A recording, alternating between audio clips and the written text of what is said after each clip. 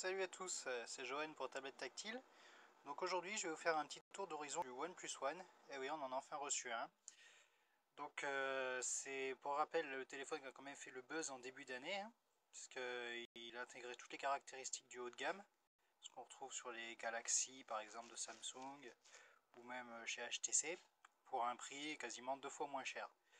Et en plus il a l'avantage de tourner sous Cyanogen Mode, qui est une ROM custom pour Android, qui apporte quand même pas mal de personnalisation. D'ailleurs, c'est ce que je vais vous montrer dans cette vidéo. On va voir l'interface. Donc là, j'ai déjà pas mal bidouillé dessus. Ce qu'il faut savoir, ça reste quand même de la base Android 4.4, sous donc Android KitKat. C'est la dernière version en date, en attendant la prochaine qui ne devrait pas tarder à sortir.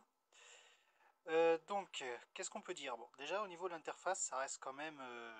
pour les habitudes Android 4.4, il n'y aura pas de différence majeure. Ça reste toujours la même interface. Donc on a notre dock d'icônes en bas. Ici on peut accéder directement aux applications. Donc là j'en ai mis pas mal, vous remarquez qu'il y a pas mal de jeux. C'est pour tester tout ça plus tard. Et voir les limites du téléphone. Donc hein, on reste sur des classiques. Voilà. Ensuite, qu'est-ce qu'on peut dire d'autre sur Cyanogen? Si on maintient... Alors, non, je me plante. Excusez-moi. Voilà. Donc là, pareil, si on fait un appui long sur l'écran ou sur les petits points de défilement, on obtient les paramètres. Sauf qu'on a ici des options en plus. On peut par exemple enlever ou pas la barre de recherche, Google. Là, je l'ai enlevé. Si je reviens sur l'écran, et voilà. Comme vous voyez, la barre de recherche a disparu. Donc ça permet quand même de personnaliser un peu plus le téléphone.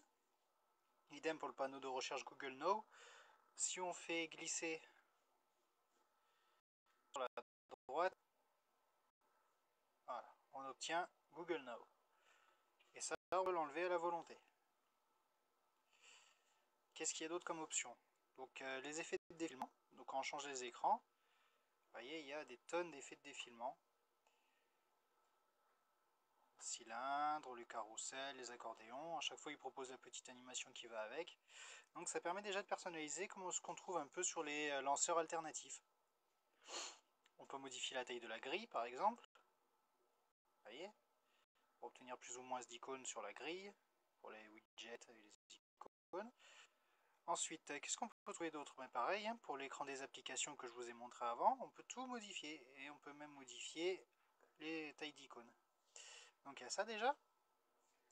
Et ensuite, il y a les thèmes. Ça, c'est une des grosses parties de la customisation offerte par Cyanogen Mode.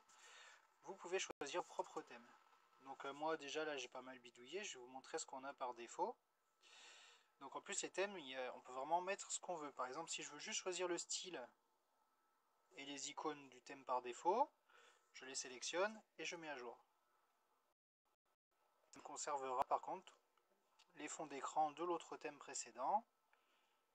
Alors admettons que voilà, je vais passer sur le fond d'écran ici, je vais mettre changer mes fonds d'écran de verrouillage et on peut même changer l'animation de démarrage.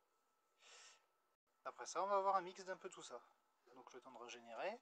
Comme vous voyez en haut, mes icônes en haut ont changé. Bon, par contre, il est un petit peu long à régénérer les thèmes. A savoir aussi que comme là j'utilise le screencast, ça ralentit pas mal l'engin. Vous voyez quand même que tout a changé, les icônes, on peut changer les polices.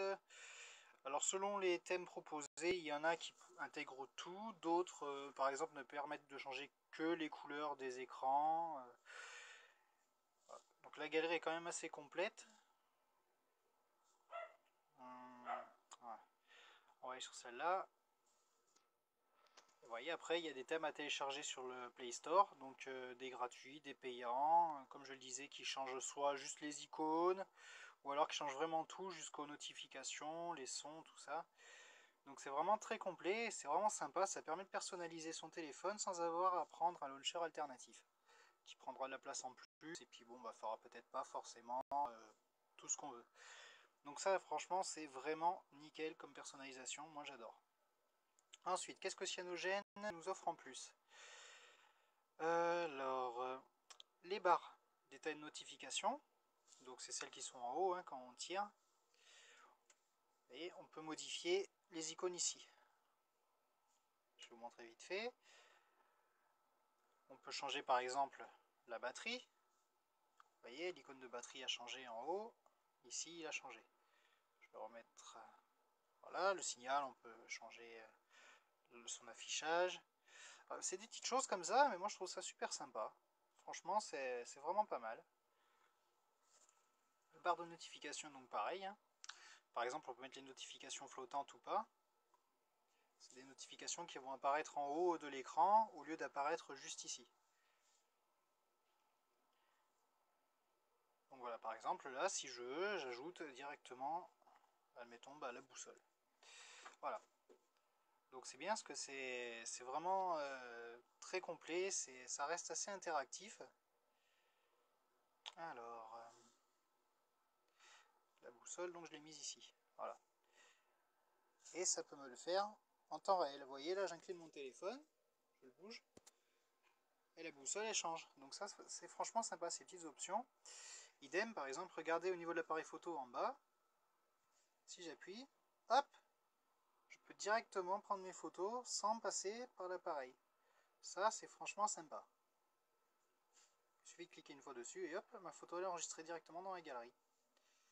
D'ailleurs, la galerie, on va y passer, parce que c'est une galerie cyanogène personnalisée qui classe les photos selon le jour où elles ont été prises. Elle est assez sympa, par contre, à savoir que quand j'ai installé le téléphone pour la première fois, elle m'a pas mal planté. Et après plusieurs mises à jour, parce que oui, Cyanogen reçoit des mises à jour régulières, ça semble avoir été résolu. Donc j'ai pas eu trop de problèmes ensuite. Idem pour la galerie de thèmes que je vous ai montré tout à l'heure. Des fois en changeant les thèmes, il y a quand même quelques petits bugs, genre les polices qui s'accordent mal, il faut souvent redémarrer le téléphone pour bien tout mettre en place. C'est assez rare, mais ça peut se produire. Ensuite, donc on a vu les barres de notification, donc ça c'est franchement sympa. Pareil, vous pouvez rajouter toutes les icônes que vous voulez. Aussi, Cyanogen permet de contrôler le processeur, plus ou moins directement, avec 3 modes d'énergie, économie, équilibré et performance. Donc en économie, il va brider le processeur à la moitié de sa fréquence, hein, c'est-à-dire qu'il le bride à peu près à 1,5 GHz. En équilibré, toute la plage est disponible du processeur, donc d'environ 300 MHz à 2,5 si je ne dis pas de bêtises. Et en performance, il va mettre le processeur à fond tout le temps. D'ailleurs, hein, vous pouvez le voir en haut à gauche, fréquence max 2,4 GHz. Et là, il me le fait turbiner à fond. C'est pas forcément le monde recommandé, parce que ça va déjà vous pomper la batterie à une vitesse folle et faire chauffer l'appareil pour rien. D'ailleurs, pour les tests, j'ai mis un petit capteur de température qui nous indiquera où en est le processeur. Et la température interne. Voilà, donc après, il y a aussi Audio FX, une petite application qui est super sympa, qui vous permet de régler les volumes, hein, les barres de volume selon pas mal de paramètres. Avoir de la réverbération, vous pouvez changer pas mal de paramètres.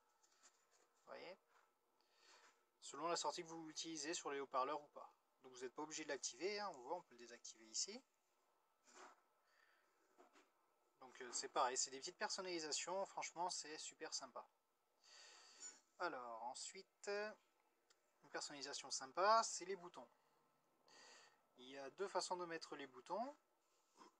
Soit vous les mettez sur les boutons physiques, ce qui vous fait plus de place sur l'écran, soit vous activez la barre classique en bas.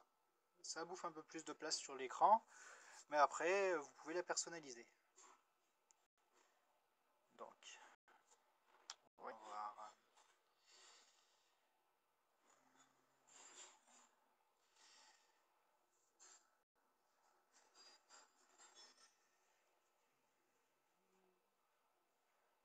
Voilà.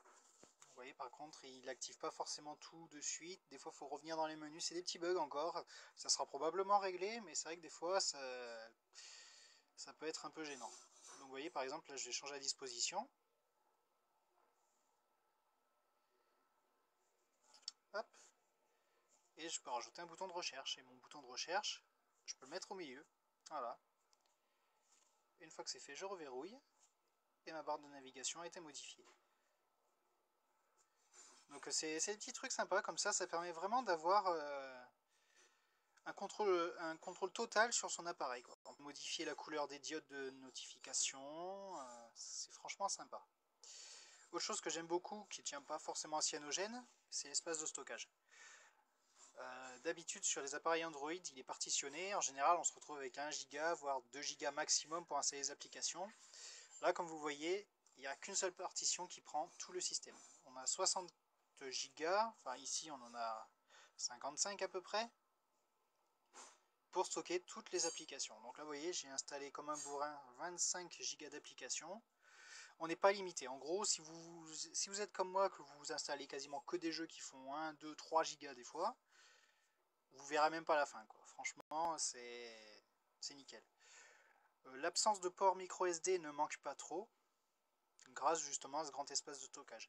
Après, c'est la version 64 Go, il existe aussi une version à 16 Go du OnePlus One. Je sais pas si elle est partitionnée ou pas comme ça. C'est sûr qu'après 16 Go, c'est une autre histoire. Après, comme vous voyez, il y a aussi le paiement sans contact, parce qu'il y a une puce NFC dans le téléphone. Donc si vous voulez frimer, c'est toujours un petit truc à essayer. Ensuite, Cyanogen apporte aussi la sécurité. Alors, que je le retrouve. Alors, au début, c'est vrai que c'est pas forcément facile à s'y retrouver. Peut-être que les débutants seront vont un peu galérer, parce qu'il y a tellement d'options que des fois, on s'y retrouve plus. Oui, protection des données dans confidentialité. Et on peut choisir si les applications voient ou pas nos données personnelles. Donc, pour les plus parano d'entre nous, ça peut être pas mal. À chaque application, et par exemple, il vous demande la localisation. On va voir si j'en trouve une. Bah, vous pouvez, vous voyez en haut à gauche, la petite icône de protection des données qui est apparue. Voilà, protection des données activée. Il suffit de cliquer dessus et là vous pouvez voir si vous activez ou pas la protection. Voilà. Il ne pourra pas, l'application ne pourra pas accéder à mes contacts, mes messages, au journal d'appel ou quoi que ce soit. Donc ça permet vraiment d'avoir une petite protection supplémentaire. Vous voyez, Plume par exemple va accéder à mon emplacement. Je peux accepter ou refuser. Donc pareil, ça c'est une option vraiment sympa. Voilà. Donc après, ça reste de l'Android classique.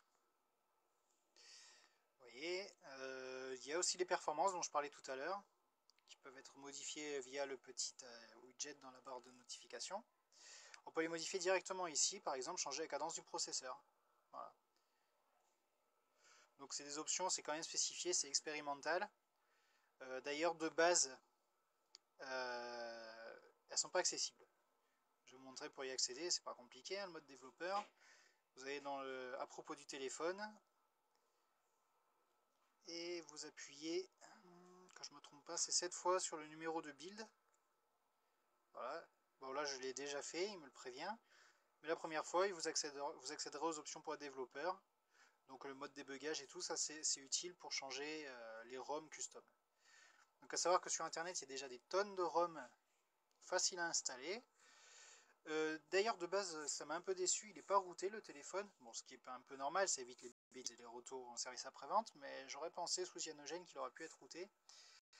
Et pour le router il faut installer un autre recovery, ce qui peut des fois entrer en conflit avec le recovery de Cyanogen déjà installé. Enfin bon, dans tous les cas c'est vraiment pas compliqué à router et il est super facile à installer des nouvelles ROM.